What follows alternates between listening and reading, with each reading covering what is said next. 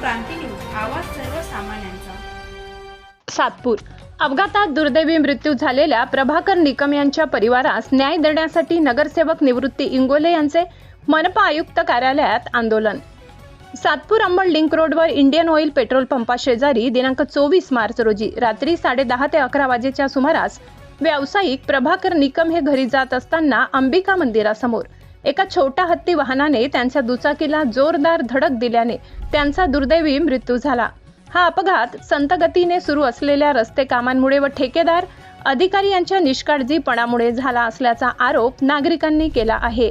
प्रभाकर निकम यांचा अपघातात दुर्दैवी निधन झाल्यामुळे त्यांच्या कुटुंबियांना न्याय मिळावा यासाठी प्रभाग क्रमांक 26 चे नगरसेवक निवृत्ती इंगोले यांनी नागरिकांसमवेत नाशिक मनपा आयुक्त कार्यालयासमोर आज दिनांक 25 मार्च रोजी आंदोलन सुरू केले आहे। त्यांनी मागणी आहे की जोपर्यंत प्रभाकरने काम त्यांच्या कुटुंबियांना न्याय मिळत नाही व ठेकेदार जबाबदार अधिकारी यांच्यावर कायदेशीर कारवाई होत नाही तोपर्यंत हे आंदोलन सुरू असल्याचे नगरसेवक निवृत्ती इंगोले यांनी सांगितले।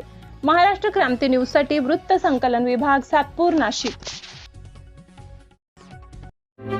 अशाच नवनवीन बातम्या पाहण्यासाठी आमच्या महाराष्ट्र क्रांती न्यूज या YouTube चॅनलला लाईक करा, सबस्क्राईब करा आणि बेल आयकॉनला प्रेस करा।